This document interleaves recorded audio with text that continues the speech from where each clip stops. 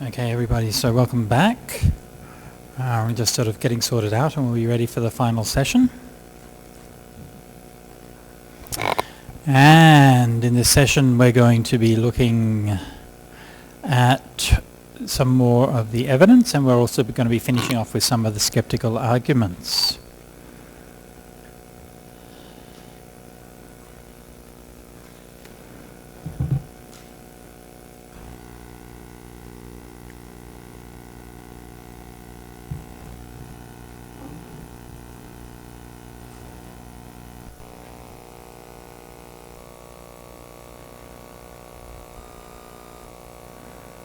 Okay.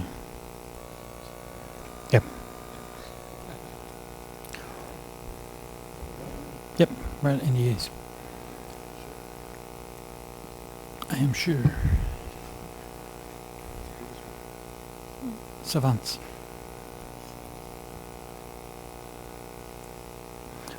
Okay. So,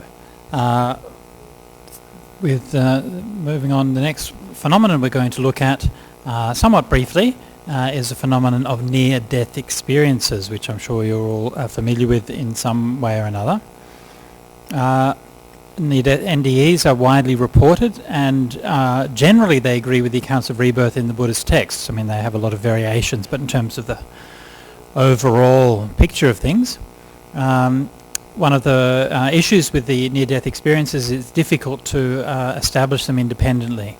There are some verified claims, but they're hard to find.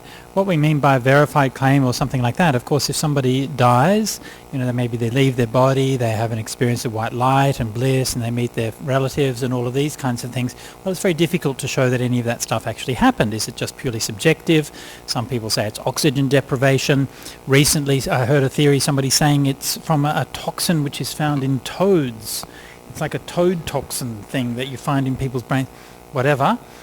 But what a way of verifying it is if something happens during the near-death experience, if you can definitively prove that someone's actually brain dead, and then during that time, if something happens which they can later remember and verify. But of course, it's difficult to do that, because if somebody, for example, is dying, then people have usually got something on their mind other than checking whether they're having a genuine near-death experience, right? So it's not easy to match these things up, but there are some cases. There's a fellow called Sampania who's been doing some research on this. Venerable, you might know more on this than myself. Do you want to summarise this, or just... Okay, just run through this briefly. He's been doing some research on prospective studies on this, so trying to look at people when they're having operations and things like that to see whether that they can have veridical near-death experiences. One of the things that he's found out through his studies is that the kind of the classical near-death experience, which we're all familiar with, dying and feeling a sense of bliss and white light in a tunnel, meeting your relatives, making a decision to come back and so on, that this is only one kind of experience that people have. And there in fact are many different kinds, and some of them are mentioned here. In fact, he describes 7 kinds of experiences during near-death experiences. Fear. Right? I was terrified. I was told I was going to die, and the quickest way was to say the last short word I could remember. Strange. No. Right. Seeing animals and plants. Right? Seeing a bright light. Seeing family, being a classic one, being persecuted or experiencing violence, feeling like being dragged through deep water. I had to go through a ceremony which was to get burned. There were 4 men with me, whichever lied would die. I saw men with coffins being buried upright. Or experience of déjà vu. And experience a tooth coming out when a tube was removed from my mouth. It's a strange kind of experience, but anyway. So the main point being that people have various different kinds of near-death experiences. I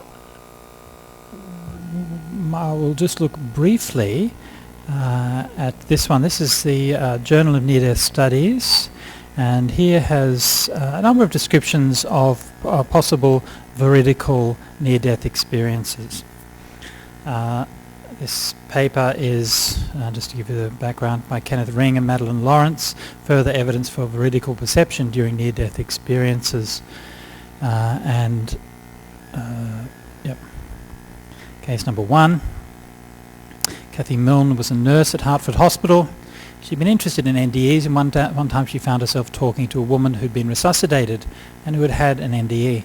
Following a telephone interview with me on August 24th, 1992, she described the following account in a letter. She told me how she had floated up over her body, viewed the resuscitation effort for a short time, and then felt herself being pulled up through several floors of the hospital, which must be kind of weird, I guess. But anyway, she then found herself above the roof and realized she was looking at the skyline of Hartford.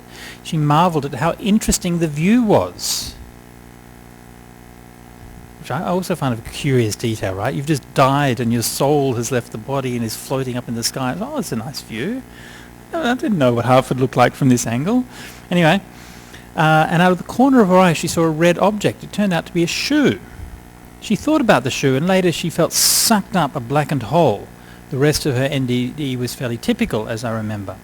I was relating this to a skeptical resident who, in a mocking manner, left. Apparently, he then got a janitor to help him get onto the roof. When I saw him later that day, he had a red shoe and became a believer too. Yeah? Interesting story. Yeah?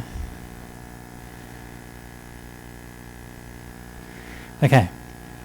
It remains an unanswered question how these isolated shoes arrived at their unlikely perches for later viewing by astonished NDEers and their baffled investigators. Second case, in the summer of 1982, Joyce Harmon, a surgical intensive care unit nurse at Hartford Hospital, returned to work after a vacation.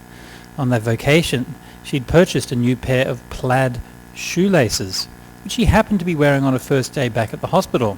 That day she was involved in resuscitating a patient, a woman she didn't know, giving her medicine. The resuscitation was successful, and the next day Harmon chanced to see the patient, whereupon they had a conversation, the gist of which, not necessarily a verbatim account, is as follows. The patient, on seeing Harmon, volunteered, "Ah, you're the one with the plaid shoelaces." "What?" Harmon replied, astonished. She said she distinctly remembered feeling the hair on the back of her neck rise. "I saw them," the woman continued.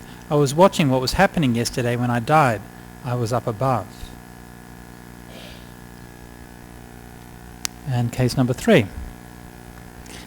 In late 1970s, Sue Saunders was working at Hartford Hospital as a respiratory therapist. One day she was helping to resuscitate a 60-ish man in the emergency room whose electrocardiogram had gone flat. Medics were shocking him repeatedly with no results. Saunders was trying to give him oxygen.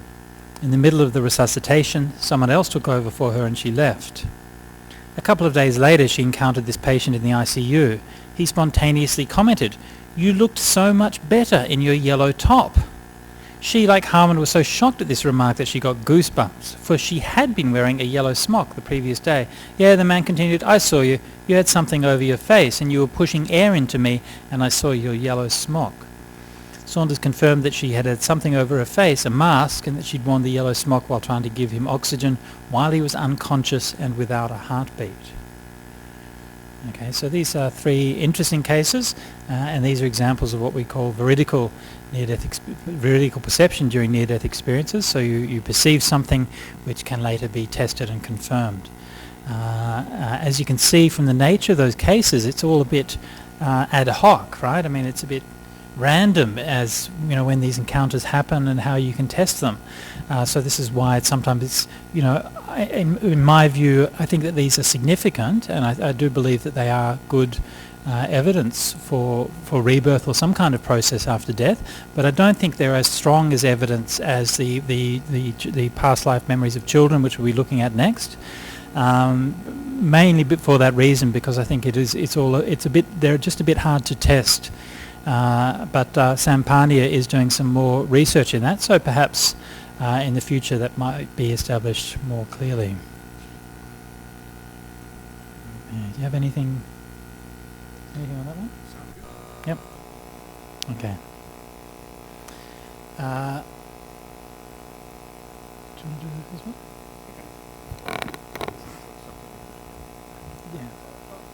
do you want me to do the intro? You're going to do the Stevenson one. Okay. I'll just do the brief intro on this. So we'll now move on to look at memories of past life by children. Memories that appear to be of past lives can appear spontaneously through hypnotic regression or through meditation. The Buddha's standard for reliable memories was that they should be based on the fourth jhana. The best case studies that we have today are with children typically under 7, as studied by Ian Stevenson. And we have a couple of videos on this, so let's have a look at the videos. And the main video we're going to be looking at is a very well-known case of James Leiniger, the young boy who recollected past life as a fighter pilot. And this was a case which was studied by Jim Tucker, who was the inheritor of Ian Stevenson's work. And this is a report from Fox News. And one of the interesting things about this particular account is that, apart from his facial expressions, is the fact that you get to actually see them a bit later on in the video when they go back to the place where it all happened, and that's to me the most powerful part of the whole video. But anyway, let's see this story of James Leiniger. 11-year-old James Leiniger looks and acts like most boys his age, but beneath his playful spirit is a very deep soul. And I said, I'm really glad you're my son, and I'm just really fun to have you as my son. And he said, I know, that's why I picked you. When we first met Bruce, Andrea, and James in 2005, his passion for World War II fighter planes was obvious. I can make the Japanese easy as pie. The fascination began when he was a toddler. James seemed intimately familiar with the aircrafts. He started doing these little drawings of airplanes shooting at other airplanes or being shot down. Bombing ships, you see men parachuting. There's another one where planes are dropping bombs. This is a carrier. The violent drawings were followed by extreme night terrors. He would just be crying. He'd say, airplane crash on fire, the little man can't get out. He laid on his back and kicked up at the ceiling, and he goes, Mama, the little man's going like this. And he laid on his back and kicked his feet up. The little man's going, ooh, ooh, ooh, ooh, ooh, ooh, can't get out. And I said, well, who's the little man, baby? And he goes, me. I thought Bruce and I were just going to faint. They questioned, what kind of plane? Corsair. Why did your airplane crash? My plane was shot down. Who shot your plane? He looked at me like I was a village idiot.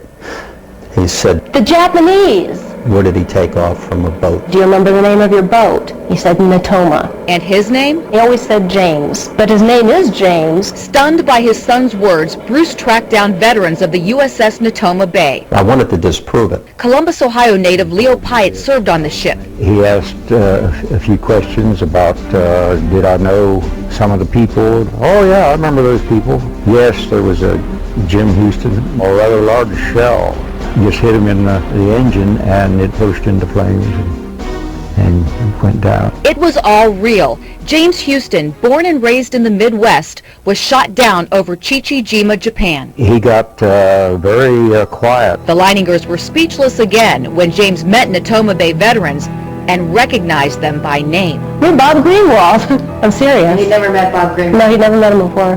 They tracked down James Houston's sister, Ann. And he goes, it's not Ann, it's Annie. She wasn't my oldest sister. I had an older sister than that. And I said, you did? Who was that? And he goes, Ruth. I mean Ruth. Eddie is what they called me when I was little. Knowing my name and my sister's name, things that my brother did when he was a kid. It's too amazing to describe. James recalled his favorite childhood possessions, and when we spoke to them via Skype, they shared one specific story involving James Houston's mother. Annie had sent James the picture that her mother had painted of James Houston. And when James got it, he called Annie to thank her, and he said, where's the one Mom painted of you? And so she went and found it and sent a copy, and later on she told us that no one in the world except her brother and sister knew that there was an identical picture of Annie when she was the same age. Amazing stories like that caught the attention of Japanese filmmakers. Not long after our story aired, they flew James and his entire family to Chichijima, Japan. and the site of James Houston's plane crash. Took a tour of the island, got up on a ridge overlooking the harbor. James said, "This is where the planes flew in the day my plane was shot down." Without any help, James knew exactly where the plane crashed. They held a memorial service and dropped flowers over the wreckage. And James just got so emotional and just lost it. And it was just the most heart-wrenching thing. But when it was over, It was cathartic. You know, it still gives me goosebumps to think that we actually got there and we were there and we were able to close the loop, especially for James, that it was something really important to him. and when they returned, the death and destruction pictures were replaced with this. There's dolphins and there's the Japanese ship has its flags flying. At James's urging, they put all of this and many more incredible stories on paper and published this new book, Soul Survivor. I hope that it helps people understand the meaning of how precious life is, how fast it can just blow away. The Leiningers say they aren't promoting reincarnation. Before James, they didn't believe in it. And I really believe that there's a purpose to this story and that the God that created us wants this story told. And I also hope that it opens people's eyes up to reincarnation. You do? Yeah, I hope it opens people's eyes up to the fact that reincarnation can happen. It is a possibility. It's not a lie. Suzanne Stratford, Fox 8 News.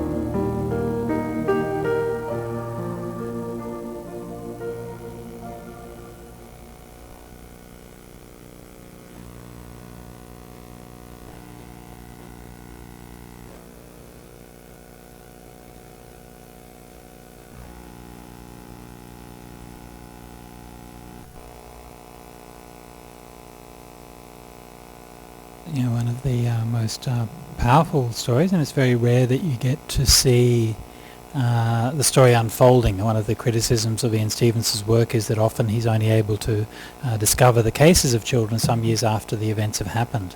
But in this case, you actually see the boy as he's sort of going back to that place and you know, seeing that emotional reaction. And this is something which Dennis already talked about in the context of regression, and it comes through very often with the stories of children's memories as well. When they go back to the home or they meet somebody or something, there's a very powerful sense of emotional connection there.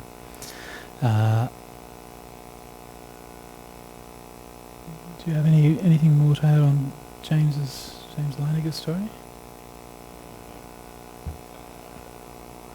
No? Okay, so maybe Venerable, do you want to talk about some of the biology cases? Yep. Okay, so this is more of Ian Stevenson's research, and this is about what he called, this is actually all comes from a book that he wrote called Where Reincarnation and Biology Intersect. And this is particularly interesting because very often, you know, you hear stories and you try to verify those stories from the facts that are around you. And but these particular things, they actually concern biological marks on the person, on the previous person, when they died, and then that actually reappears on the person who then claims to be that reincarnation in the next life. This is very powerful, right? You can see kind of the, you know, how something actually goes from one personality, moves on to the next one, and it's a very powerful way of, you know, of potentially at least showing the connection between lives. Yeah, so let's just have a quick look at a couple of these cases, because they are actually quite interesting. So I'll have this is from this book, which is quite fascinating. If you like to have a read of it, I can recommend this book. Where is it? It's in here somewhere. Yeah. Okay. Okay, so let's just have a look. How do you work this thing? Okay, so this is from India. It's a fellow called Hanumant Saxena, and he was born in India, somewhere in India. Now, where is he from? Uttar Pradesh, which is in northern India. So this is also where all the Buddhist holy sites are, in that particular area. And So he, as you can see on this picture, he was born with this fairly prominent birthmark on his chest, right? And there's nothing particularly strange about birthmarks. I guess many people have some birthmarks when they get born. But in this particular case, it is particularly interesting for the following reasons. How do I get my glasses? I can barely see this. Getting old now. This is life. Okay, so let's see. So the first thing here, when his mother, Hanuman's mother, conceived him, she dreamed that the man in the same village called Maharam, he appeared to her. And then Maharam, who had been shot dead only a few weeks before, in this dream, he said to her, I am coming to you, right? And this is a very kind of common thing that you find in these stories about reincarnation and about people being reborn and remembering past lives. It's quite common for mothers apparently to have these apparitions, somebody saying, I'm coming to you, I'm going to be reborn with you. And of course, I suppose one of the interesting things that you could look at there is if men also have the same kind of dreams, right? Do men ever have the dream of somebody saying, I'm coming to you? And that would be an interesting way to see if there is a clear distinction there between the women and the men. Then that would be one kind of thing that lends itself in favor of this actually being a real, something realistic, rather than just a dream, which doesn't have any further relation to reality as such. So this is the first thing, very common experience. The mother dreams that somebody is going to be reborn with her, essentially, or not with her, but through her. And then, of course, the next thing, which is very common that happens to these people, is that when you reach a certain age, you start to talk about your previous life. And this is exactly what happened with Hanuman. When he actually began talking about this when he was 1 year old. Wow, he must have been a precocious fellow speaking at 1 year old. And then, when he was 3 years old, they started referring to the life of this Maharam. And he said that he had been Maharam, and he pointed to the birthmark and saying that he had been shot right there, right? So that's interesting. So this is kind of the background story. He says all these things. And then later on, as he became familiar, because Maharam had just lived next door, not very far away, he actually started visiting Maharam's house. And he visited his mother, who still lived there. And he did that for a few years until eventually he got tired of that and he stopped doing it. And then, of course, the interesting thing is that these birthmarks, and this is, of course, the kind of the powerful thing, is then what is the correlation between the birthmarks found on this person and the actual wound of the person who died. This is what is interesting here. And what is so fascinating is the incredible closeness between the two. And we have another a picture here. This is of a drawing from the. This is a drawing that was done as part of the autopsy, or part of the what do you call these things? Yeah, part of his autopsy. Yeah, this was done as part of the autopsy, and you can see here. So these are two very separate incidents, right? The autopsy is one thing, and the birthmark obviously happened much later. And if you look at that, if you go back and forth between that,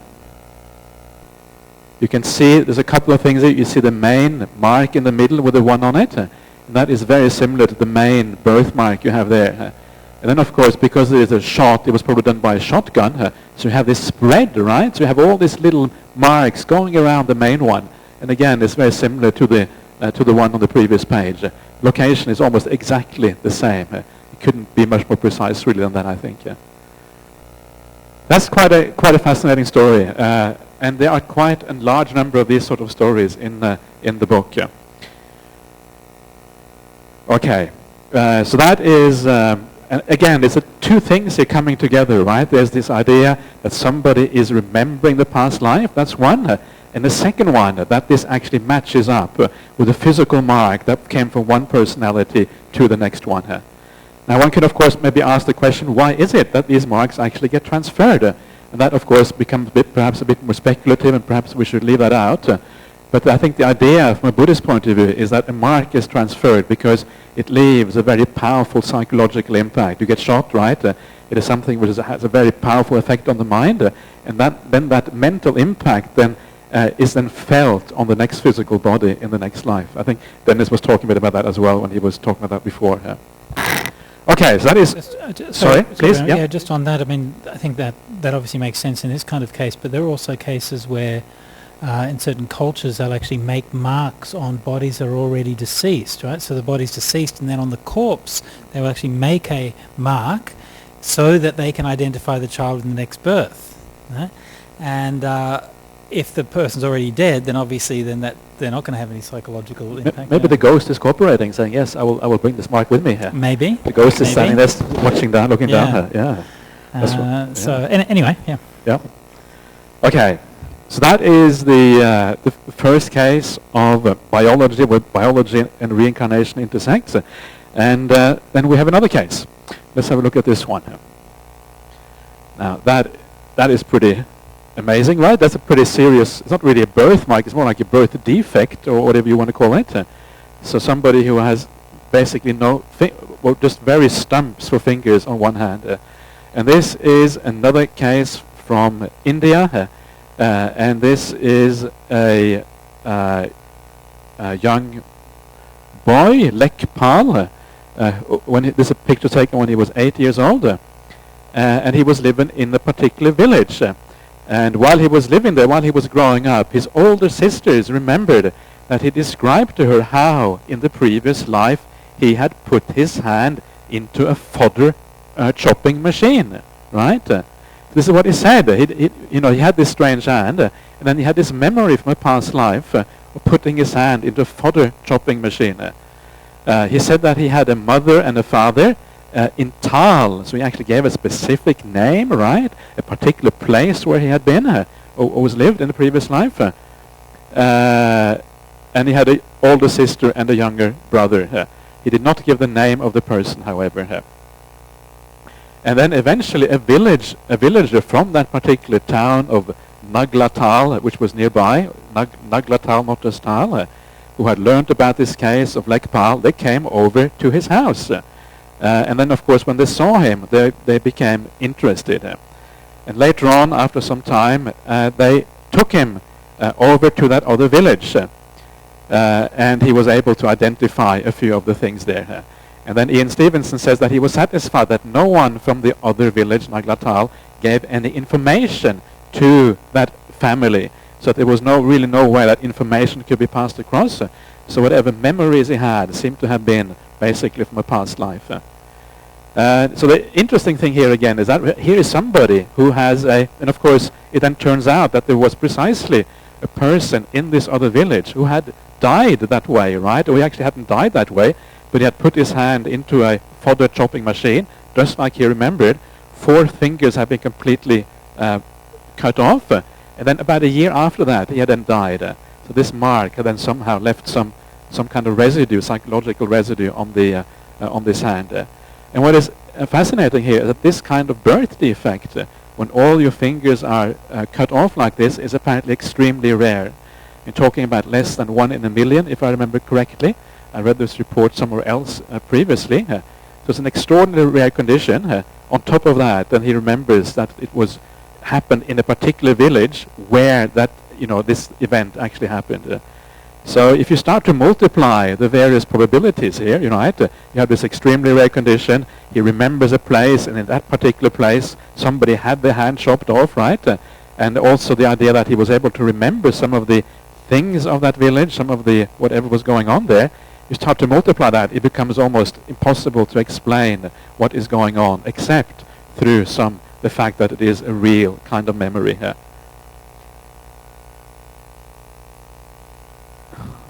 Yeah, and one of the things that is a little bit interesting here is the fact that the person who actually did chop his fingers off, he didn't actually lose his thumb. He only loses his 4 fingers, but his thumb was apparently intact.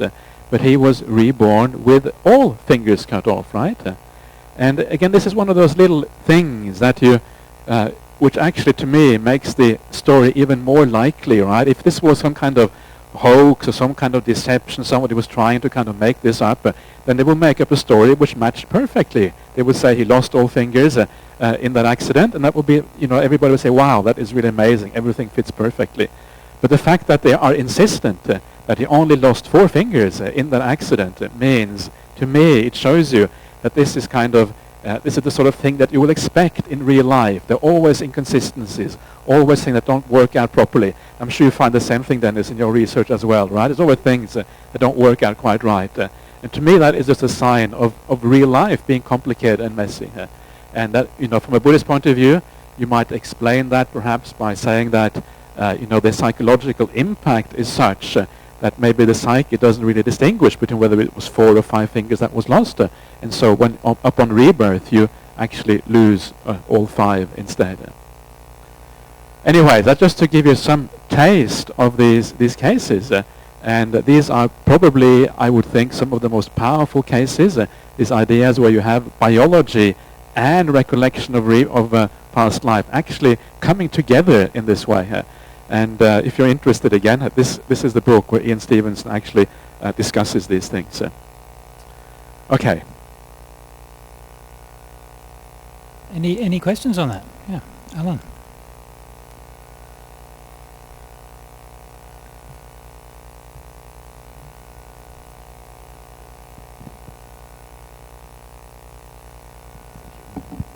About near-death experience. What is described by these people is it's while the body is not active, they are able to see, to hear, and to think and memorize and so on.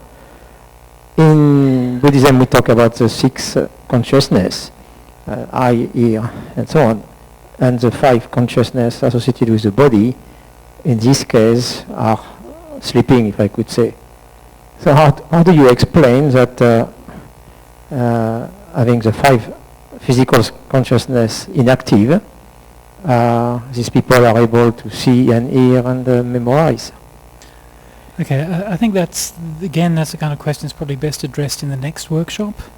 We'll be looking at more of the implications and explanations around things, rather, because again, to give a satisfactory explanation would probably take some time, yeah.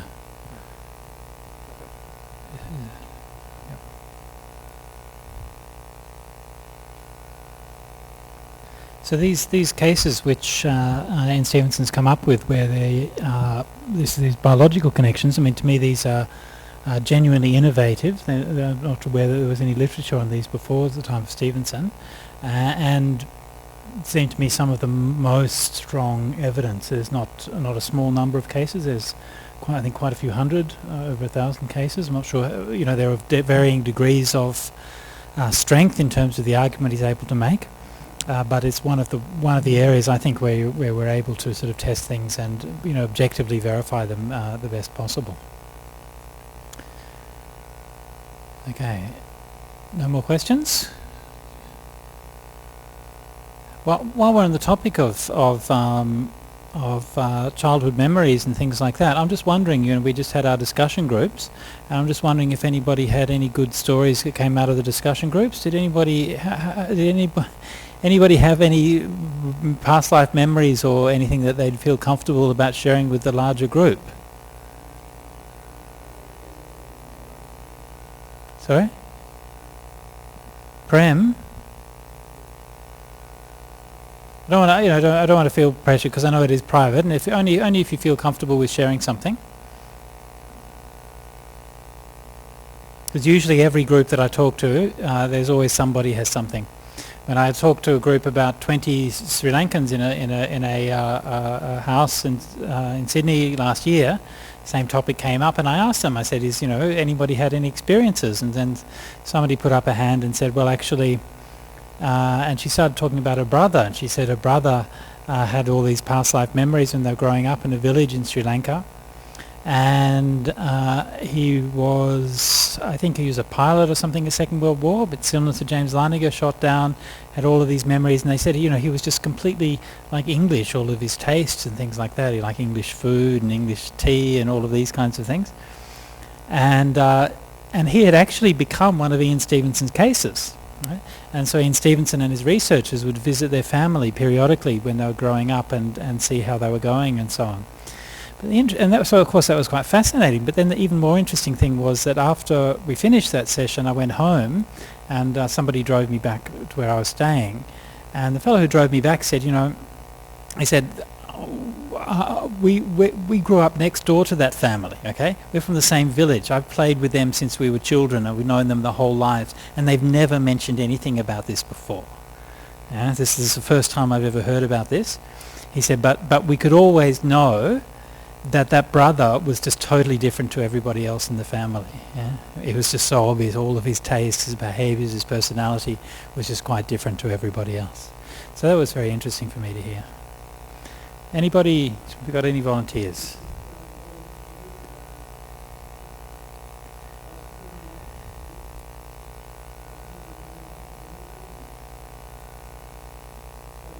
Jamila. Would you like to tell your story, Jamila?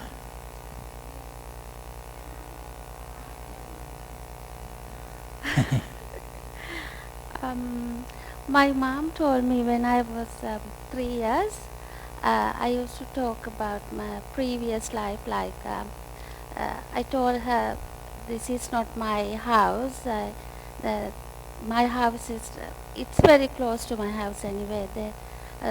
There's a house, big house, and there's veranda and all kind of things, and I used to wear sari and my hair always not like a typical Sri Lankan lady. And then I asked from her, I want to go there. Then she told me she didn't let me to go. My uncle wants me to take me and show, and then I can recognize that house.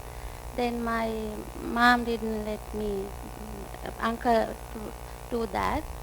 Then he went and asked them, is someone die here? Then they told uncle, yes, there's a lady died that time. Then my mom thinking is that lady is me. Then, but she didn't tell me when I grow up. Then I didn't go and check. Anyway, I know the house now. It is. Yeah, that's the story. Okay, thank you very much. Yeah, so this is one of the things, I think that these cases and these memories, I don't think they're uncommon. And I think if you ever, if you get a group like this size, or even a smaller group, it's pretty likely that actually someone has had this kind of experience. Actually, one of Ian Stevenson's cases came from when they were driving through Thailand with one of his assistants, and they were discussing this point, and when his assistant was saying, I think these cases are a lot more common than we think. And so they said, okay, let's just test this. So they stopped at the next town, randomly stopped at a village, walked into the coffee shop in the village and just said, excuse me, in the coffee shop, does anybody know anybody who recollects any past lives? And there was a kid serving at the counter who said, oh yeah, my brother does. And so they went, and then he became one of the cases. So, I think that actually it happens fairly often.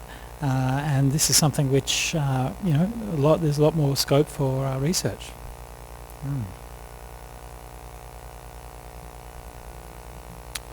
Any more questions or comments on that? Prem? From Jamila's story and also several others that I heard second hand, they are all geographically close by they get reborn. Is there any kind of evidence that is how the rebirth happens close to where you were, according to? Yes, that is the case. Most of the time it tends to be fairly geographically close. On the one hand, obviously that's the easiest ones to verify, right? So you can understand that, but also I guess in terms of attachments, that we tend to be attached to where we live and to get reborn in a place that's close to that. Most of the cases are geographically fairly close to the point where someone's lived or to where someone's died.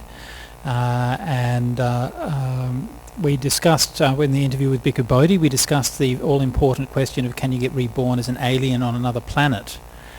And we seem to sort of agree that if you are like a really obsessed Star Trek fan, And so you're like, you just really wanted, aliens. You really think, then your mind is out there, and perhaps you might get reborn there. So I think it's possible, but most likely, most of the time, you seem to get born close to where you were, and you seem to often have connections with similar kinds of people, with maybe the same people. Not all the people all the time, but it tends to be. And of course, that's, if it's karma, then karma is driven by your attachment. What you know. Was there consistencies in time between the death of the previous life and the birth of the next Doesn't one? seem to be so. That's another area where it's difficult to get consistent information, but it seems to be that there are varying periods of time involved. Yeah, sometimes can be quite a few years. Yeah. Yeah. I'll tell you one story, and I'm not going to I'll just tell you the story as it was told to me, okay? It was told to me many years ago by a very tall, thin French monk, and he, those of you who know him will know who I mean, but he told me this story that he had been to visit Bangkok to see a monk who had this renowned interest in psychic powers and who could see various kinds of realms and this kind of thing. And he went down to ask him about a story about a particular man who they'd known earlier. And this man, whose name escapes me at the moment, but it was a doctor somebody, I'll see if it comes back. Dr. Douglas Burns his name was, I think, if I remember correctly, Douglas Burns. Now he was a Westerner, a bit of an adventurer, a bit of a exotic character in different ways, but he had shown up at Ajahn Chah's monastery, he'd been interested in Buddhism and this kind of thing, and the monks had known him and so on. And at a certain point he disappeared, right? He just vanished. Nobody knew where he'd gone, and his body was never found, and it was a great mystery. He was well known in circles in Bangkok and so on, so there was actually like a large-scale search for him. Helicopters, apparently royal family got involved trying to find his body and things like this. But it was never found. And there were all kinds of rumours and speculation about what had happened to him. So this would have been in the early 70s, I think, that this happened. Anyway, so then this monk went to ask and see if he could find out any information about him. So this monk, who apparently was chewing betel nut during the whole experience, right? He would go into meditation and he's like chewing betel nut and he sort of click, back up, down, and he sort of check up and down through the different realms of existence and stuff, and then he came back out and his meditation and said, no, he's nowhere to be found, right? I can't find him in any of the different planes of rebirth, and he said, tell me more about him and so on. So he told him more about him, and then he said, okay, let me try again. So he sort of went back into meditation and again checked in. And the story that he told, what had happened was that Douglas Burns had been walking through the forest, through a jungle and a jungle track in the south of Thailand. At that time there was quite a lot of insurgency in the south of Thailand. There were communist rebels around the place, and he'd been shot, and he'd basically been shot completely out of the blue by a bullet that's just from an insurgent in the forest. I don't even know whether they shot him deliberately or if it was just a stray bullet. But he had no idea what had happened. It was so sudden, there was no warning, and so according to this monk, he had seen or perceived somehow his consciousness, which was still in the area, and because it had happened so suddenly and without any warning, that he still had no idea that he died, and so his consciousness was still just kind of lost and wandering around the area. But when he saw the monk projected his consciousness to the area. He saw the monk, he gained faith because he remembered, this is a Dhamma that I've been following. And when he gained faith, then his mind became clear, and then he got reborn in a good realm because of that. In that case, if that story is true, then that was a few decades between dying and getting reborn. Yeah. Sorry? Yeah. So if, but obviously quite unusual cases. Usually you know that you're going to die, right? So it make a difference. Yeah. Oh yeah. In the video of James, Yeah. he was a soldier and he was actually probably killing, and he actually have quite a reasonable rebirth. So in terms of in the cases that you have read, I think you asked Dr. Tucker, Yeah. and he actually doesn't never focus on that, on the karma aspect of it. Right. In the cases that you have studied and read, have you seen any connection with the action of the person past life and their rebirth? Yeah, that's a good question, and generally speaking, no. Right? So this is one of the things. There seems to be quite good evidence for rebirth or reincarnation. Okay, so we've seen a lot, I think a lot of strong evidence for it, but much less strong evidence for karma. Right? Now that doesn't mean that it's not true. It just means we don't have so much evidence for it. And Venerable referred to this a little bit earlier. And the essential, causality is hard. See, this is the thing, when you're talking about karma, you're talking about causality. And it's always hard to figure out causality, right? Why did you go to the shop now, right? Why did you watch this program on telly rather than another program, right? I mean, even simple things like that, it's hard to figure out the causality. You look at something like smoking, right? A great example, right? How hard it was to establish a real firm causal link between smoking tobacco and getting cancer, right? Even though there are millions of people smoking and getting cancer, right? But it's still very hard to establish causal links. So I think that's something which is to look at in terms of future research to see whether any patterns can be discerned, but it is something that's discussed explicitly in the suttas in a number of places, but especially in the Mahakamma Vibhanga Sutta, where the Buddha talks about that somebody can have a genuine vision of somebody getting reborn. Maybe they do some bad karma and they get reborn in a good place, right? And therefore they conclude, oh, well, you can do as much bad karma as you like and you get a good rebirth, hey, right? Or they might see the opposite, someone doing good karma and they get reborn in a bad place. But the Buddha said, of course, the reason is because you've made different karma in the past, right? So that the karma is complex. Someone maybe does something bad now, but they get reborn because of something good that they've done in the past. Yeah? So this is, so from a practice point of view, we shouldn't be in too much of a hurry to draw conclusions from these kinds of cases. Yeah. Yeah, I think there's also another factor there. When I think this is something we discussed with Jim Tucker as well, and he actually talks about it in his books, whether there is an evidence for karma, because obviously it tends to come up with rebirth. And I think the problem is that first of all you want to kind of focus on the basics, right? The basics is there rebirth or isn't there rebirth? It's kind of the basic question. And that research isn't really finished yet. That research is still going on. And they have, 2,000 cases on record or something that they have been using to just establish that basic fact. And, who knows when this is going to be accepted by, by the broader community, so to speak. And so for that reason, they haven't really focused on the idea of karma. They haven't actually looked at that aspect. Because they have been focusing on the more basic idea of rebirth. You have to ask different types of questions if you're going to look for karma than you do for rebirth. So you have to kind of change your procedures and the way you do that research, basically. Yeah. It's also, it's something which is a bit. It's sort of even harder to fit into a scientific paradigm because you start talking about morality. So someone does a good thing or a bad thing, and then that becomes even more, yeah. I mean, obviously in the case of someone killing, then that's fairly straightforward, but there might be a lot of other cases where it's very far from it. Yeah. Sorry, yes. Suddenly I remembered something Venerable Jnana Vimala Jnana told me at the retreat. Uh-huh. He said in Balangoda, very close to the area where he lives, there's a man with a terrible cut mark on his body who talks about his previous life. Okay. And how he was killed from the same locality. Okay. He said that person is still living. Now only I remembered it. Ah, okay.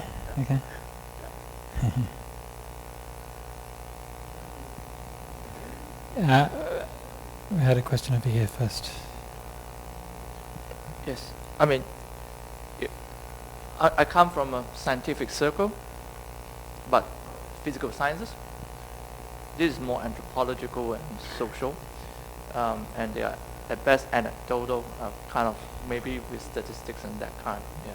So my question is, over here this group is a very biased audience, scientifically speaking. So how well is this accepted scientifically in the social right? Yeah. The problem is that the vast majority of scientists are not even interested in looking at it, and that's part of the problem. Many of the people who do actually look at the evidence, they say it is very strong. And this was one of the reasons, thank you for taking down the volume, and this is one of the reasons why we showed that particular thing early on from that physicist. And she was an award-winning physicist, and she said that having looked at the evidence, wow, it is as good, that evidence, as it is for any other of the physical sciences as well. So the problem is that people aren't even willing to look at the evidence. And a classic example was the physicist Lawrence Krauss. I don't know if you heard about him. Quite an outspoken physicist in the United States. And he talks about all kind of phenomena. And he's one of those who loves to debunk kind of non-scientific things, right? This is the way they do it. And he was interviewed, and he was asked about these phenomena. And the interviewer was saying, well, there is actually a lot of good evidence here. There is Jim Tucker, there is Ian Stevenson, have done decades of research on these things. There's really good evidence. Have you looked at it? And he said, no, I don't have time to look at that sort of stuff. I have to focus on the issues that are, fairly mainstream. Otherwise, I will waste my whole life looking at things that are kind of borderline stuff. So that is the reply. We don't have time to look at those things. And that is one of the problems. So it actually gets dismissed without really being given a fair hearing in the first place.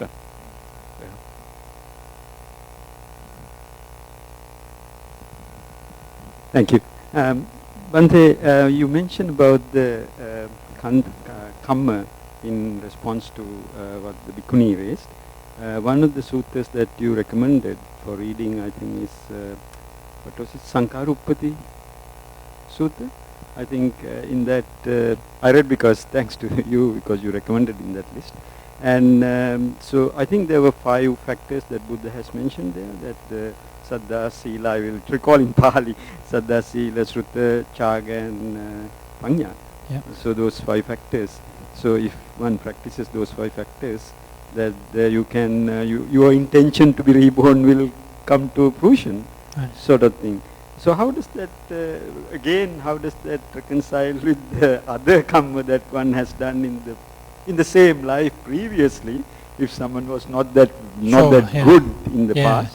I mean, I don't think that. Okay, so Ananda's talking about a particular sutta called the Sankarupapati Sutta, the Rebirth according to aspiration, which was on the reading list. And there, it's a slightly unusual sutta because it's actually saying that you can direct your rebirth. Normally, of course, the Buddha said that you should try to end rebirth, right? So it's not necessarily saying that you should direct your rebirth, right? He's saying you can, if you want to, and saying that there are these supporting factors of faith and generosity, wisdom and so on, and if you have those factors, then you can make a wish and then use that to help direct where you want to get reborn. I don't think obviously that's a simplification, right? It's not sort of taking precedence. I mean, it's not as if you can be a sort of mass murderer your whole life and then at the end of your life think I'm going to choose where I'm going to get reborn. But it's just saying that these are general factors which can support and make it more likely that you're going to get reborn in a particular place. Yeah. And of course, those 5 factors are all wholesome factors. They're all wholesome factors, wholesome factors, so therefore intention. But I think, if you have those factors, you can make the aspiration to get reborn in Perth in the next life, so you can keep coming to the BSWA. Exactly. And why not? And also something that, this is a question arising to Dennis from what that question that was raised previously about the scientific evidence. Now in my field, when we say verification comes to, especially in auditing, that the same, if 2 people can do same thing in 2 different ways and come to the same conclusion, okay, then it is supposed to have been verified. Okay. So that is the verification. Especially in what you are doing, Dennis, is it possible someone else to hypnotize in a different, I don't know anything about hypnotism, through using, someone used the word technique. So there must be different techniques. Is it possible the subject to be hypnotized by using another technique and then get the same results? Possible, yeah, or perhaps sometimes through hypnosis and then through meditation, but then also through checking records and different kinds of things. So definitely, I think from my point of view, if I hear a story and someone has a story, then I take that story for what it is. It's a story, and that's it. and I'm not skeptical, and I'm not going to dismiss it, but nor am I going to believe that that's fact because someone told me a story. So it's when you can take that story and then verify it through some other method, that to me that then you begin to say, okay, well, that's fact. Until that happens, and you say, okay, it's a story. I just have no way of verifying it. So there's this lovely phrase which you find in the suttas where it says, when the monks go to listen to some teaching and they don't quite know what to make of it, they say, neither rejecting it nor accepting it, but we will inquire about the meaning of it. Yeah. And just to come back to that thing of bias, are we a biased audience here? I don't know. I think maybe, probably. But bias works both ways. Yeah? And bias works just as strongly if you come from a rationalist, materialist background, that you're just as biased to dismiss things. So I think it's important to bear that in mind as well. Sympathetic is a very good point, yeah? And I think this is something which is often overlooked in the kind of skeptical arguments. You actually, understanding something, right? In Buddhism, always compassion and wisdom have to go together, right? To understand something, you have to be sympathetic. If you want to understand another person, right, you can't understand another person by just being completely cynical and clinical and objective about it. You have to actually enter their emotions. You have to feel what they feel. You have to connect with them. And I think the same thing's true for understanding anything. You have to have a sympathy for it, and you have to have a regard for it and a wanting to learn from it. Otherwise, it's very easy to just dismiss things. Yeah. Uh-huh.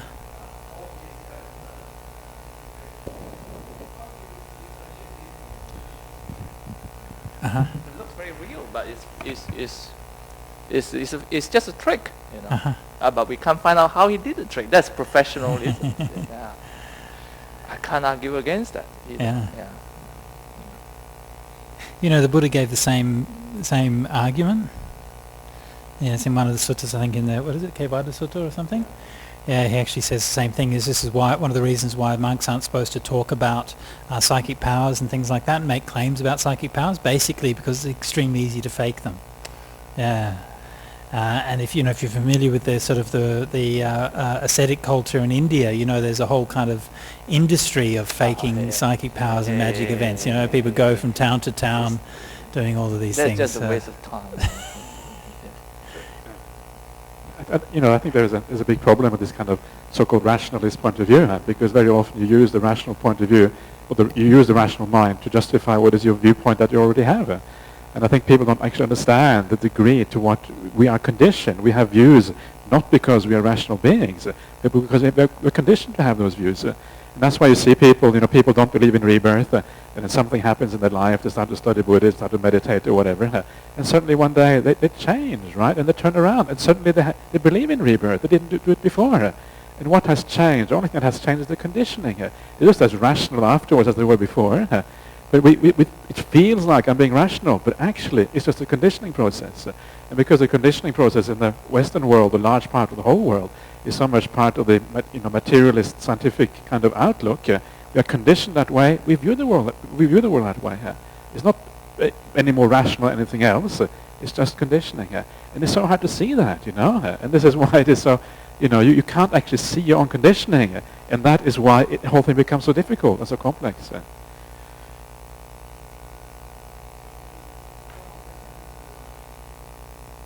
Ajahn, I was wondering, the question is sort of like, is self-identity, the construction of self-identity, the thing that blocks the recollection? Because these kids, I'm sort of speculating that as little ones, they haven't really constructed a very strong sense of a new self-identity as little children. And whereas, like in the very still meditations, the deep meditations, that sort of sense of identity sort of, I assume, has vanished, and then that's how the mind is so wieldy and can remember. So is it really just like the activity of the mind concocting identities which blocks the memories? That's a really good thought, and I think there's probably something to that, because when you're kids, you're forming your sense of self, and you do that just as much by excluding things as you do by creating things. Yeah? So you've figured out what you are by figuring out what you're not. And I think that's probably something to that, and that's why meditation, hypnosis and so on, you're relaxing your sense of identity, and so you don't have those walls and constructs around your psyche. I think probably it's a very good point, yeah. And that may also be why sometimes these memories resurface in times of crisis and so on, because that's when there's ruptures in the sense of your sense of self. Yeah. Good point. Okay, let's move on, because we've still got a few areas to cover. Okay, so this is the final ones of our cases of the different kinds of evidence, and this is the idea of ordinary learning. And this is something that I put in there because I think the more that I go on, the more that I think that this is actually something which is perhaps the most persuasive of all. But that's just my personal feeling about it. This is an extract from an interview with Noam Chomsky, who many of you will know as one of the 20th century's foremost intellectuals, and especially renowned as being probably the greatest linguist of the 20th century. And so the interviewer said to Chomsky, "So we're faced with a mystery. How could anyone possibly learn enough about the English language to possess the rich and exotic grammatical knowledge that we all seem to possess by the time we are 5 or 6 years old?" I know there are some people in the audience who have learnt English as a second language, and you will probably be able to sympathise with this, the rich and exotic grammatical forms of the English language, right? And previously in the interview, Chomsky has been giving examples of certain kinds of unusual syntax which you find in English, which are the constructions which are so rare that it's highly unlikely that a child will have actually encountered these particular constructions, and yet they can all recognise which is correct English and which is incorrect English, right? And so he argues that it's impossible for a child to learn a language merely by from hearing what people around them are speaking. And his answer is, there's an obvious answer to that. The knowledge is built in. You and I can learn English as well as any other language with all its richness, because we are designed to learn languages based on a common set of principles which we may call universal grammar. And so this idea of Chomsky's, I mean, it's surprisingly similar to the idea of Socrates, isn't it? That we began so long ago, that there's some kind of innate knowledge that we're calling on. Now, Chomsky was very, very much a kind of rationalist, and he explained this in terms of genetics, right? He believed that through evolution we have a predisposition through our brain structure and so on to do this, and so that's one possible explanation. However, it is an explanation that has no actual material basis, right? I mean, they haven't actually found the language structures in the brain and shown how they're derived from biology. It's purely a speculative explanation, and another explanation obviously could be in terms of Kamma and Rebirth. And one of the things which strikes me about this is that, you know, we've seen the savants, we've seen the astonishing, you know, the skills in music, and we look at that and we go, that's so amazing. Why do we think that's amazing? Right? Why is that so astonishing? Really, basically, it's astonishing because it's unusual, because we've never seen something like that before. But the ordinary things that every single child picks up, to me, are no less astonishing. The fact that a child can so easily learn languages and learn all the things that a child does is just as amazing. It's no less complex, it's no less difficult, it's just more common. And so we don't think of it as anything unusual. Right? So I think we're actually surrounded by this all the time. Surrounded by children who are picking up knowledge and so on all the time, and these occasional things that we see in terms of remembering details of past lives and so on. I mean, that's just the periphery. That's just the details of a few minor cases. But the most important thing is, I think, that children are actually carrying over a whole body of knowledge of all kinds of things which they're sort of gradually learning to make use of during the time when they're growing up. It's not something that I can prove. It's not something that I know of there being a lot of detailed research about it, but it's something that I have a feeling that there's something to that idea.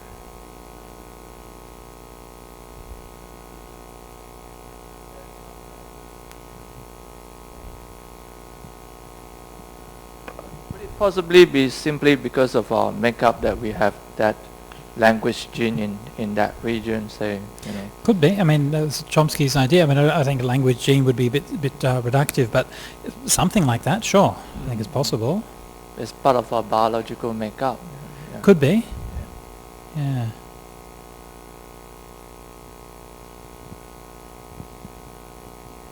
Could be.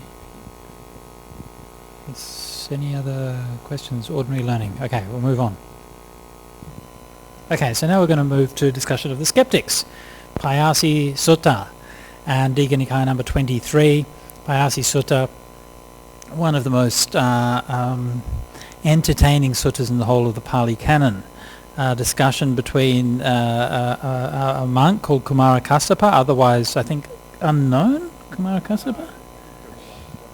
One or two other places, not a very well known monk, and a prince called Prince Payasi's sutta is very remarkable for a number of reasons. One reason historically is that it's the only sutta in the Pali Canon which has a parallel in the Jaina canon. It's a shared sutta between Buddhism and Jainism. And in the sutta, the Prince Payasi, just to sort of give the background, he's sort of discussing these skeptical ideas with this monk, and this monk is rebutting them by giving all of these different arguments. And of course this sting comes at the end of the sutta when the prince says, actually you persuaded me with your first argument, but I just wanted to keep on challenging you because I enjoyed the debate, right? So, but this is one of the cases. And so this is what the prince says to Payasi. He says he gives an order to his servants. He says, take a prisoner, a condemned prisoner, throw this man alive into a jar, close the mouth of it and cover it over with wet leather. Put over that a thick cement of moist clay, put it onto a furnace and kindle a fire. It's not something you'd probably get past an ethics committee in kind of a modern research context, but there you go. I don't know, is it ethical to learn? I mean, this is like, anyway, okay, we'll go on. When we knew the man was dead, we should take down that jar, unbind and open the mouth and quickly observe it with the idea perhaps we may see his soul coming out. But we don't see his soul coming out. This, Master Kassapa, is for me evidence that there neither is another world nor is there rebirth, other than by parentage nor fruit or result of deeds well or ill done. So this is Payasi's use of scientific method, right? And it is very scientific, isn't it? Okay, you might have ethical quibbles about the manner in which he's gone about it, okay? But, you know, it's in service of a greater good and all of that kind of thing. But ethical considerations aside, it's very scientific, isn't it? And he doesn't just do this, he also does a whole range of other similarly ethically questionable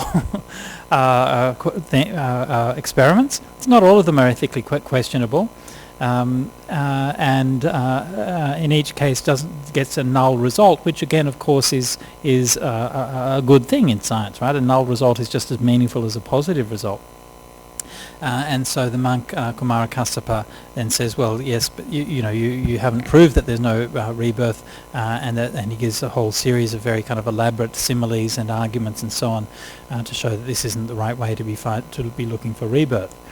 So the sutta itself is, as I said, highly entertaining, but too long and complex to discuss in any meaningful way today.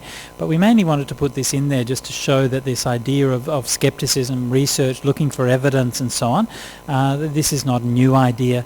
It's been going on for a long time, and that this idea, as modern day skeptics will often say, that everybody in the time of the Buddha just believed in karma and rebirth and so on, and as you can see, it's not the case, that the people were questioning and inquiring and so on. Okay, so we had a bit of a look around the place to see if we could find arguments by different skeptics, and we wanted to say, okay, let's find the best arguments from skeptics that we could find, and we may not have done a very good job with this because I think we felt a little bit disappointed. I felt a little bit disappointed in the arguments of the skeptics. I thought I was hoping for something a bit more meaty and a bit more incisive, but most of the time the arguments I thought were a bit silly, really.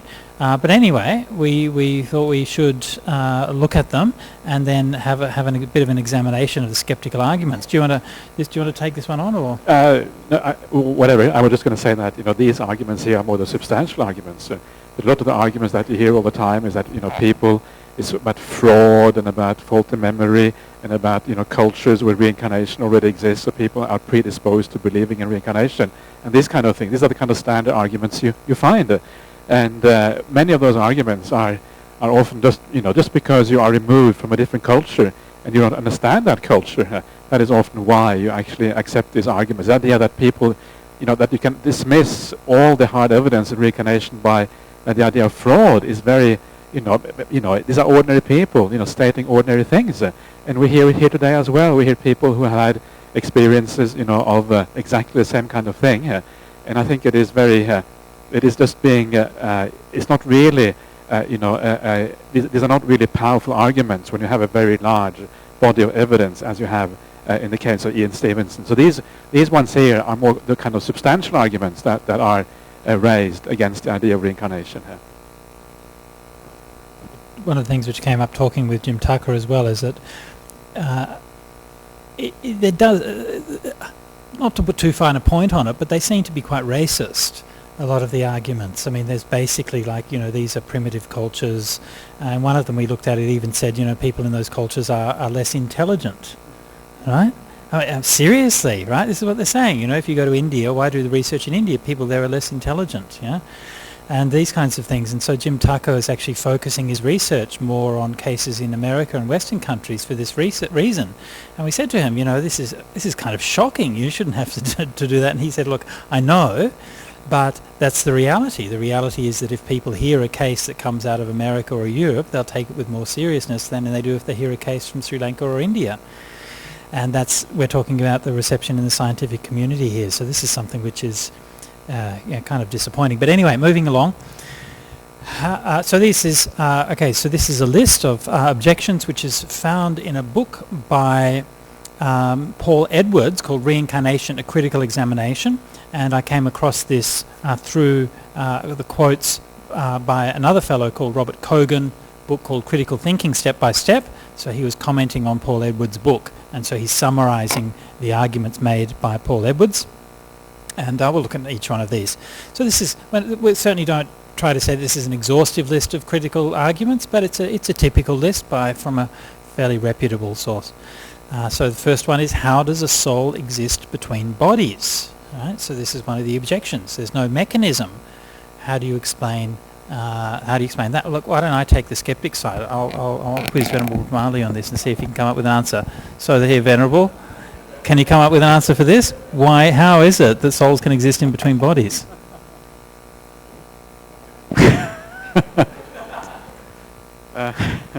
I've already argued enough with you, but I don't want to argue in public with you as well. This is going to be terrible. It's going to be absolutely horrible.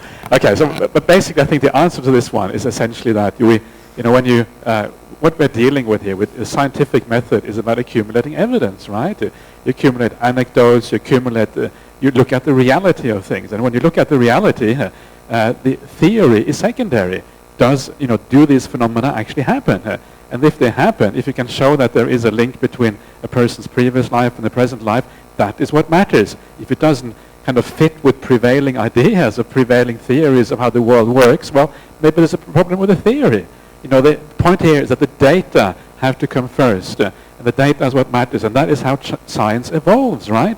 You observe, you bring in data, and as you look at the data, you have to refine your theories and change your theories. If you take your theories as given, of course, you're never going to go anywhere. You're basically stuck in the way things are at the moment. So data has to come first, and then theories come as a secondary matter. Yeah. So.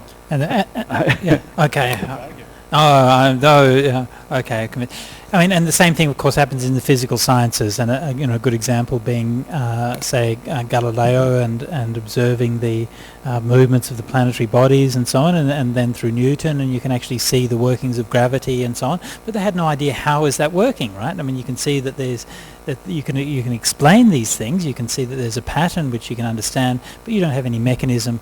And of course, it took a long time to get any kind of explanation of that. And really, in physics today, there's still really no widely accepted mechanism for how gravity works, right? And yet that doesn't stop things from falling down. Yeah. I also saw, I think there was another thing I saw recently about the laws of motion.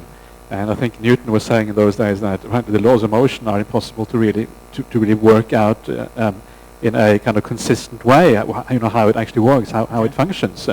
And what happened with the laws of motion, or with the fact that there is motion at all, they just put that question aside, the philosophical question about how it actually works. They put it aside because they knew there was motion, and they continue working with the thing without really explaining what's going on.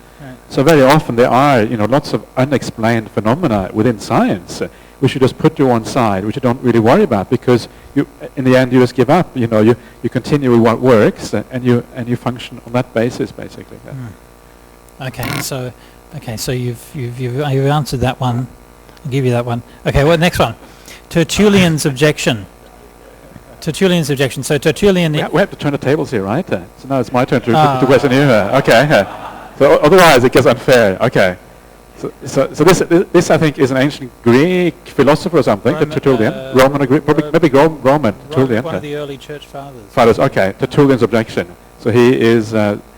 He was presumably Christian, and that's why he was against reincarnation. Yeah. Okay. So he says the following: if there is reincarnation, why are not babies born with the mental abilities of adults? Ha! Got you. So now save your thesis if you can. Yeah. Well, no, you're right, actually. Yeah, I give up.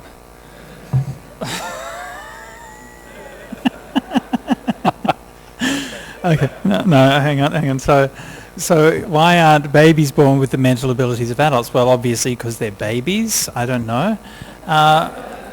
I don't even. Is there even a case to answer? I mean, obviously, people. There's a process of change, and they've died, which is presumably a somewhat traumatic experience, and they've got reborn and spent 9 months in a womb, growing and getting a new brain and all of that kind of thing. I mean, does that actually affect your cognitive faculties? Well, one would expect so. I mean, getting a bump on your head affects your cognitive faculties. Having a couple of glasses of wine affects your cognitive faculties.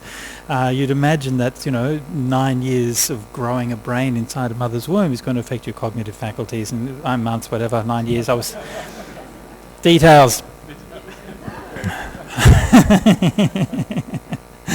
So I mean, I think this is pretty clear. In the Buddhist theory of Buddhist cosmology, there is this idea of what they call the Upapatika Satta, which is the beings who are spontaneously reborn. That means they don't go through that whole process of gestation and so on. And it's and when they are reborn, like beings in the Deva realm and things like that, that they do have their memories intact. So having not gone through that whole process, then they keep their memories. Yeah. I think one of the interesting things that I think actually is an interesting question, right? It is obviously an interesting question. Why does this change? And I think one of the answers to that is the theory that was developed by this psychologist called Myers, and this is a theory which I think is often accepted in circles who among scientists who believe that the mind can be separated from material phenomena. And this is the theory which is called the transmission theory of consciousness, the filter theory of consciousness. So the mind is filtered through the brain. The brain functions as a transmission entity or a filter for the mind. And of course, because, and we know that it must be the case, right? If you damage the brain, the mind is affected. You can't think properly anymore. So obviously there is a connection there. It doesn't mean that you're actually damaging the mind. It means that you're damaging the filter through which the mind operates. And of course, this is what's happening here. If you are a baby, your filter is very small, right, and very undeveloped. You have a very, very primitive filter. Because the filter is so primitive, the mind is kind of held back from its full potential, which it otherwise would have. So you actually come into that life with the full potential, and then you are constricted by the new brain, the fetus, and then the baby later on. And then as you then grow up, the mind is allowed then to express itself again as the brain develops as you get older.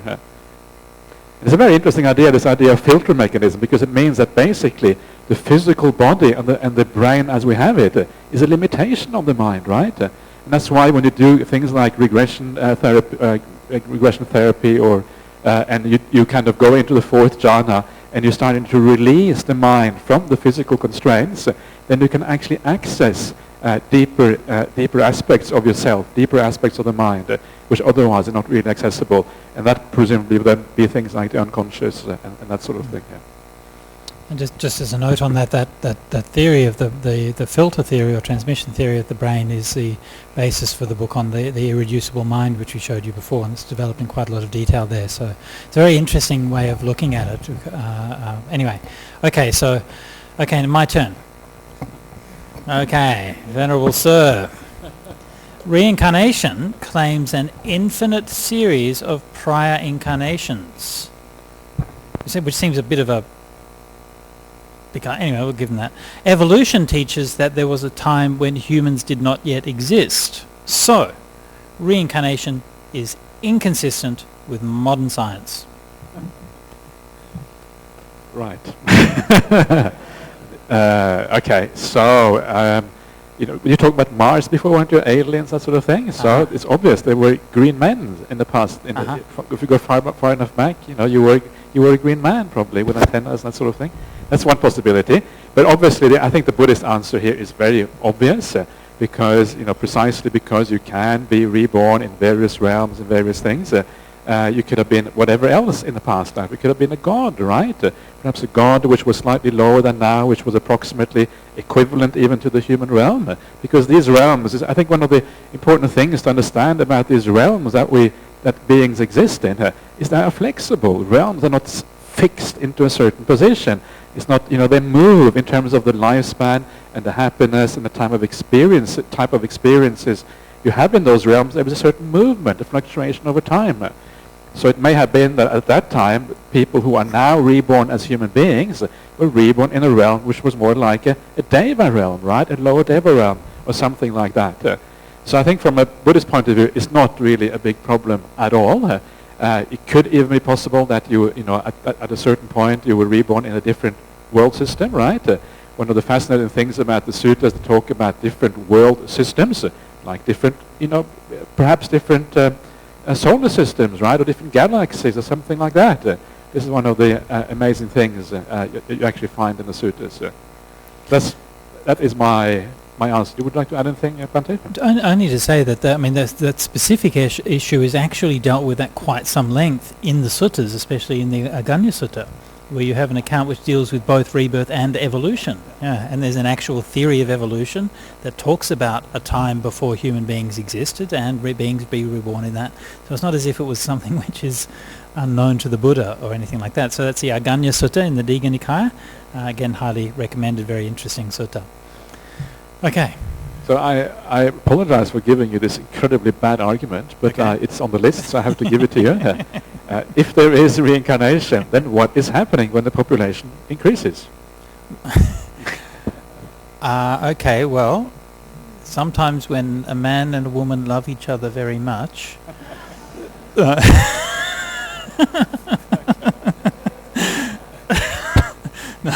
I assume... Okay, so... What's happening when the population increases? Well, again, I think probably the same answer as we gave before, that there is different realms, particularly the animal realm and so on, and so beings can shift between one realm and the other, or sometimes maybe remain in between lives for long periods of time and so on and so forth. So the population is shifting and changing all the time, and that's just how it goes. Okay. Okay, so now my turn. Okay, if there is reincarnation, then why do so few, if any, people remember past lives? I think we pretty much answered that one already by using the filter theory of mind. Is that you go through this process of being, being 9 months in this tiny little being right in the womb, and then you go through the being a baby for a long period of time. And you are constricted by that existence. And of course, there is a limit to the type of, you are, because that existence is so basic and the mind can only express itself in such a basic way, you obviously lose a lot of those memories through that. So the mind is again very constricted by that. And the whole trauma of getting reborn is probably so powerful that that also means that you perhaps lose some of the memories. But I wonder whether it also has something to do with the past, with the actual antrabhava, the intermediate existence. Because one of the fascinating things in Ian Stevenson's books is that it is much more likely that you will remember your past life if you died traumatically in the past life. If you died in an accident, right, and you died instantaneously, very fast, and then you get kind of reborn immediately, then you're actually much more likely to have a past life memory than if you die in an ordinary sense. So what that might mean is actually the intermediate existence may actually be where this memory is lost, perhaps. I think it is fairly clear from the suttas that there is such a thing as an intermediate existence between when you die and then when you're reborn. This is contrary to the Theravada received opinion, but that I think is fairly clear from the suttas. So that is perhaps where you lose it when I think about it now, actually, rather than through the process of being reborn, perhaps. Well, if it was the intermediate existence, then what about the Opapattika Satta? Because they presumably have an intermediate existence, but they can remember. I don't think they have. Maybe they don't have intermediate existence because maybe your Kamma is so powerful you get reborn straight away. What about the Antaraparinipai? Yeah, you got but maybe it's very short. We're getting very technical. Okay, that's true. There is Antaraparinipai, but maybe again, I think to me different times of Antarabhavas, right? Different where the process. Sure. But I think to me it seems more likely it's when you get, I mean, it's to me you're in the bog, and then you get released from it and you're flying up in the sky, and it's when you get enmeshed in the bog again. That was with when you come back and you get reborn and all of that stuff. It seemed to me that's more. Sure, but then you have to explain this reason why you dying so dying violently actually has an effect. You have to explain that one. It's more difficult. But it's actually an interesting question altogether, and we're getting really sidetracked now, but it's an interesting question. Why does the Buddha say that birth is suffering? What's the reason for that? And I often wonder whether it is the inverse. When you die, right, you're freed from the body. And many people say that when you're freed from the body when you die, especially when you're old, the body is bad, the mind is freed. You feel happy, right? You feel, whoa, finally rid of that terrible body which was so ill and decrepit and all these kind of things. It's wonderful when I've been to Ajahn Brahmani a few times, to hospital, and somebody's lying on the bed and dying, right? And everybody around is crying. And the Brahman says, wonderful, you're on the way out, great, you get rid of this body, we'll be so happy, what a wonderful thing.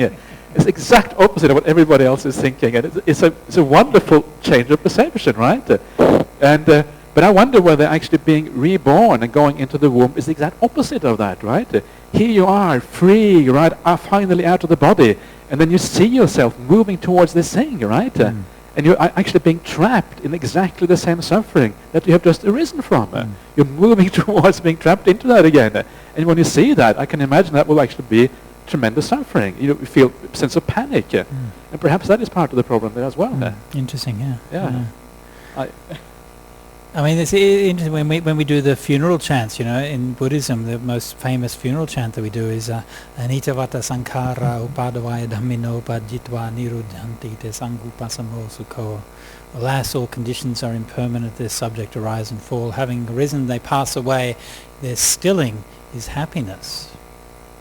So this is actually what we're saying to people in Pali when their beloved ones have died, right? The fact that your beloved one has passed away is happiness. Yeah. And of course, that verse was very famously uttered at the time of the Buddha's passing away, right? The Buddha's parinibbana. So for him, yes, of course, right? That's the real stilling. But it's interesting that that's the verse which is chosen to use at funerals, and that's what we're essentially chanting every time we do funeral chants. We're saying, "Oh, isn't it nice that your mother has passed away?" I was just wanting to add to what Venerable was saying about rebirth and suffering. As if anyone's had a newborn or been around a newborn, they don't actually smile back at you for a good couple of weeks. But quite often you see them smiling in their sleep, and they can really get a big grin on their face. And we're told that it's wind, but there's no way. We don't smile when we have wind as adults. So wind? But seriously? But yeah, so that would be my point, is that there's some awareness of happiness and joy in a very young newborn. Yeah. Interesting. Yeah. Look, and I have to say, my suspicion is, look, us two, we're a pair of monks up here who don't know anything about this stuff, right? And most of this, researchers are blokes, and I've been very kind of conscious of that. But I have no doubt that there is a wealth of wisdom in the knowledge of mothers about all of these things, which actually is far more real and grounded than a lot of this research. And I wish we could have accessed that or talked about that more. Yeah. Yeah.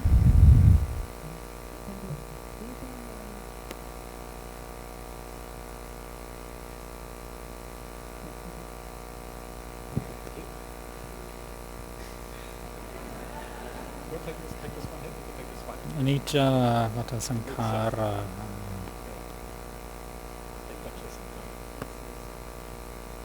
Hello? What about this idea that maybe we want to forget, when we get a new opportunity to be reborn and try again? Maybe all those things, especially if we remember a lot of painful experience from death, then it's just easier to put it behind. Also, another idea was this idea that actually in the Payasi Sutta, that there's different time zone. I mean, the concept of time is different when in the human realm, when you're out there somewhere.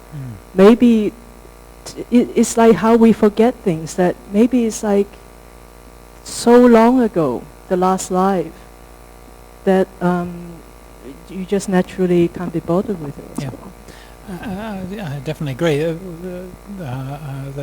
One of the interesting things about the Payasi Sutta is it actually has the concept of relative movement of time, and talks about how time in the different realms moves at very different paces. And that's actually a very sophisticated idea, and I'm not aware of any other text that early that actually has that idea that time is subjective and moves in different speeds in different contexts.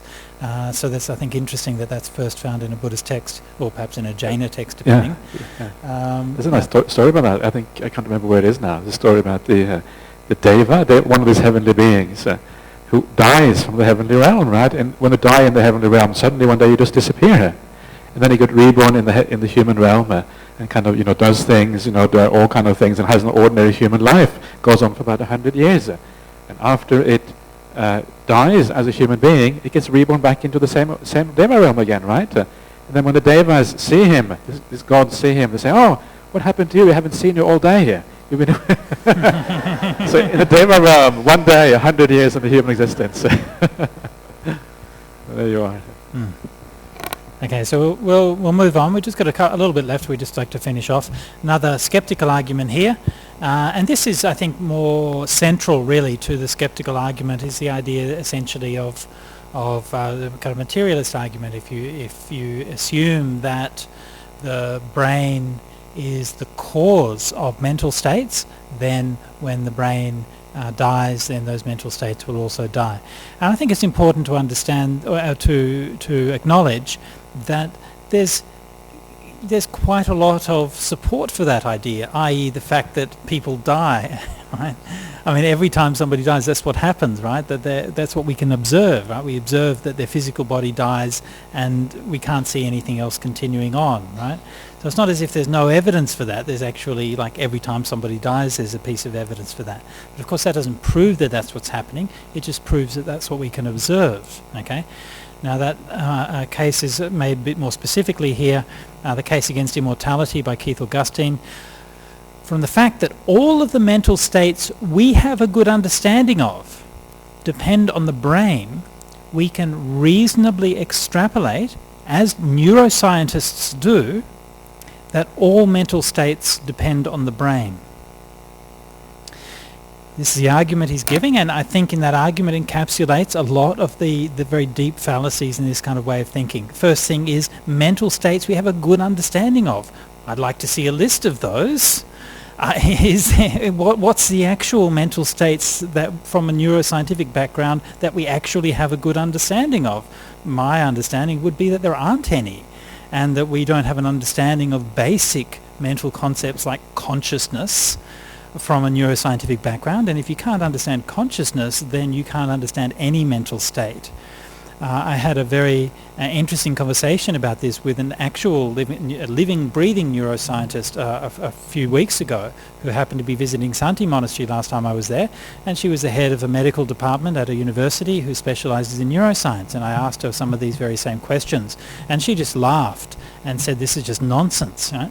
The idea that you can say, you know, you have memory in this part of the brain and feeling in this part of the brain and so on, it's just nonsense, right? That these things happen in such complex ways, and the more and more that you go into it with neuroscience, the more you see that they're all nuanced and it changes. Everyone's brain works in different ways. Memory happens in lots of different ways, in different contexts, and our ability to see and understand what's happening in a brain through fMRI scans and these kinds of things is very limited. The scale of resolution that we're seeing is extremely coarse, right? You're not seeing things at the level of an individual neuron, and our understanding of things like what's the relationship between individual events in neurons and patterns of complex events in many neurons, right? These things are things that we can't see. All we can see through an fMRI scan, for example, is the fact that there's probably more iron in this part of the brain, right? That's what an fMRI scan actually sees, magnetic resonance, right?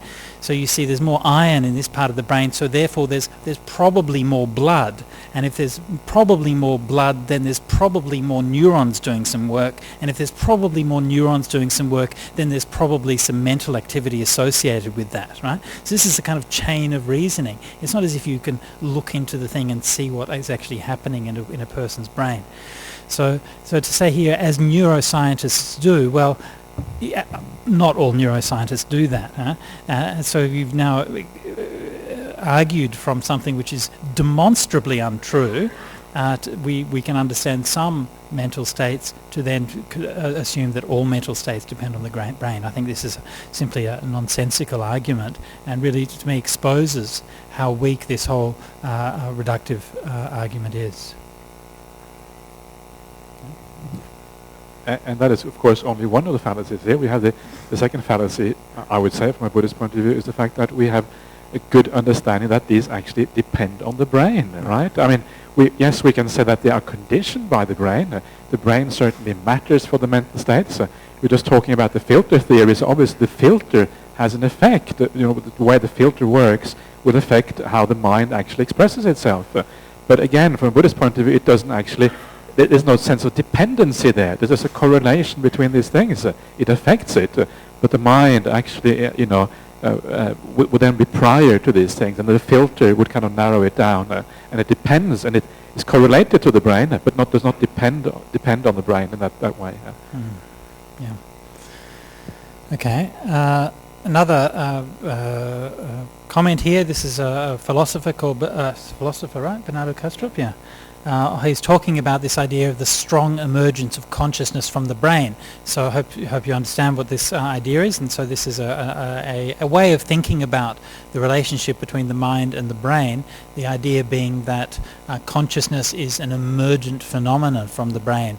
And so the idea is that you can have a brain which is a purely material thing, and as you organize that into sort of greater and more complex levels of organization, somehow consciousness pops out on top of it. Okay, so this is this idea that consciousness is an epiphenomenon of the brain, and Kastrup criticizes this in quite strong terms. I think it's an appeal to magic. It's a label for something that we don't know, or that we can't even conceive. To give it a label, and it sounds like we know because we give it a name. So this is this I think very strong and I think very, very cogent critique of this concept of emergence. To me, it's just putting a label on something because it sounds like it's kind of scientific. But one of the big problems with the whole theory of emergence and that consciousness is an epiphenomenon is that if consciousness is merely an epiphenomenon of the brain, first of all, why should it matter? Right? And secondly, if it was, then causality would only work one way. Right? The brain would cause consciousness, but the consciousness wouldn't have any causal effect on the brain. Right? But that's not what our experience is it, right? Our experience is that both of these things can influence each other. We can change the way our brain is. For example, we can have a few glasses of scotch. That'll change how our brain chemistry works, right? And it'll also change how our mental faculties work, right? We can see physical things can affect our mind, but we can also see the opposite, right? We can see that we can make a choice, a mental choice, right? For example, to stop thinking angry thoughts, right? And we can see that that will actually have an effect on our brain and on our body and on our physical being as well. Yeah? So these things, from a Buddhist point of view, they're always interrelated. Our actual reality, where we live, is neither a world of pure matter, nor is it a world of pure consciousness. The world that we live in is a world where these things are always interrelated. Right? There are physical and mental things. As you're sitting here right now, there are physical phenomena going on. You can see, you can hear, you can feel your body. There are also mental things happening, right? You've got emotions, you have thoughts, you have ideas, you have memories, you have a little thought, oh, it's 6:30, dinner time, right? And all of these little things are happening, and the mind, body and brain are relating to each other. That's our reality, is a relationship between mind and body. And when we separate, it's only either through analysis or through investigation or in unusual cases that we can actually tease these things apart, right? It's not like in Western philosophy, they often have this dualistic idea that mind and body are like separate substances, and that therefore you have a big problem. How do they relate to each other? How do you combine these two separate substances? Right? From a Buddhist point of view, it's exactly the opposite approach. The primary reality is not two separate substances. The primary reality is the connection between the mind and the body. Chakkuncha paticca rupecha upajati chakku viññānaṁ. The basic analysis of consciousness, depending on eye and forms, arises eye consciousness. The coming together of the three is contact. Dhirnaṁ sangati passo. That's our given. That's the world of experience in which we live. And so it's through analysis and understanding that we can see that there are these different aspects, but the primary reality is the relationship between things, which is what experience is, exactly. And just to finish off, very briefly, we'd like to play another short clip by Bhikkhu Bodhi, and he's talking about some of these same issues. Again, same caveat, just remember as before, this is from the Skype interview, the lack of syncing of the audio due to my personal klutziness in doing the recording wrong. Okay. That's what I'd say, is that science itself, or scientists themselves, as long as they are really being scientific, cannot undermine or disprove the teaching of rebirth. What has happened is that because science has proved to be very effective in generating knowledge about the physical world by working from the hypothesis that the physical world is the domain that we have to understand. So because science has been so effective by using that particular premise or starting point, scientists have jumped to conclusions about things that lie outside the domain of the physical world. And so science can be a very powerful means of knowledge in understanding everything about the physical world, from the structure of cells down to the structure of molecules, atoms, subatomic particles, and outward to understanding solar systems, galaxies, interrelations of galaxies, and so on. And so all of this works and generates a tremendous amount of knowledge when one adopts the premise that I'm going to keep my investigations within the realm of physical phenomena. But then when one jumps to the conclusion, therefore, mind, consciousness, mental processes can be reduced to physical phenomena, or can be entirely explained on the basis of physical phenomena, then one has actually left the track of pure science, and one has accepted a metaphysic. The metaphysic that what is real and the only thing that is real, the base of everything else, is physical phenomena. And just last week I read a book, I think it's quite an important book, by an American philosopher. His name is Thomas Nagel. He's a professor of philosophy at New York University. It's called Mind and Cosmos. And he develops a critique of physicalist reductionism. And he holds that the premise of physical reductionism cannot even explain the phenomena of life itself. You know, from the premise that physical phenomena alone are real, one still has enormous difficulty in explaining how so quickly within the development of the Earth, chains of molecules formed into, or chains of atoms formed into complex molecules that were capable of self-replication. And then he also argues that it's virtually impossible to explain on the basis even of chains of complex molecules how a phenomenon like mind or consciousness can emerge.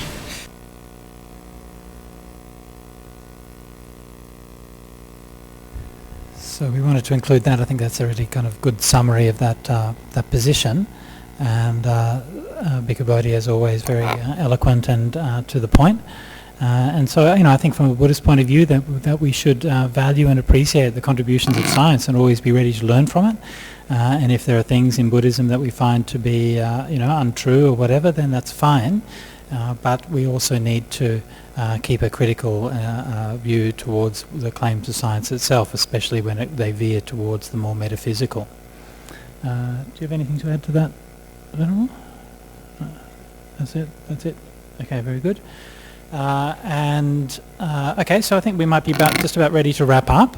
So thanks everybody for your attendance and for your attention. Thanks for your good stories and questions, everything. Thanks Venerable Brahmali for participating, and thank you to the BSWA for hosting us, to Lynn and caretakers here for helping out. Thanks to our volunteers on the IT and audio. And to, who else do we need to thank? Me, thank you to me. Yes. And Dennis and Alan and Venerable Chaga and everybody else who's helped out for today. We will be back next month, or I'll be back. I think you're going to be not here next month. Your Venerable's going to be away next month. Sad face, everybody. Anyway, so I'll be back next month for the 5th workshop, which is discussing the more broad philosophical questions of meaning and interpretation. How do these teachings fit in within some of the more profound teachings in the Buddhist canon, and how do we address some of the more difficult problems which were raised, many of which were raised in today's workshop. So that will be next month. As usual, the reading is available for you, so you're all encouraged to do the reading before the workshop. One thing to bear in mind is that what we did when we structured the course is that we left the final workshop somewhat open.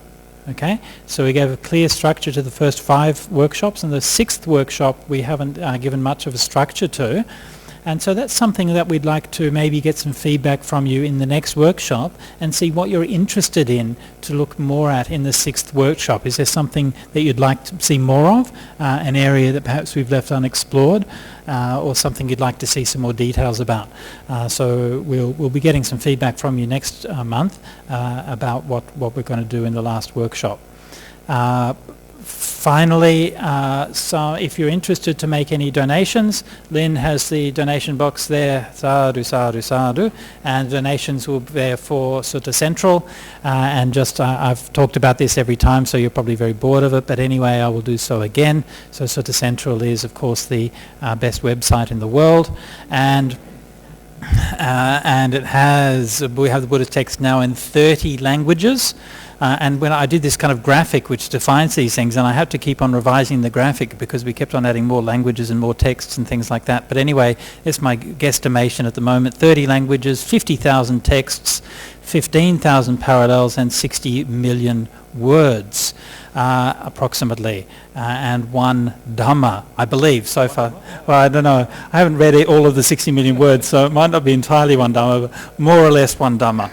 And so Sutta Central is now, we've now successfully incorporated and formed a Sutta Central Development Trust. So on the website, on Sutta Central website, we now have online donations. So if you are able to make an online donations, either one-off or a monthly donation, then that is very, very greatly appreciated, and that will help us to continue to develop Sutta Central and make it even better. We have many things that we're working on, and of course never enough time to be able to implement all of the good ideas that we have. Currently we're working on projects to digitize the Hindi translations of the Pali Canon.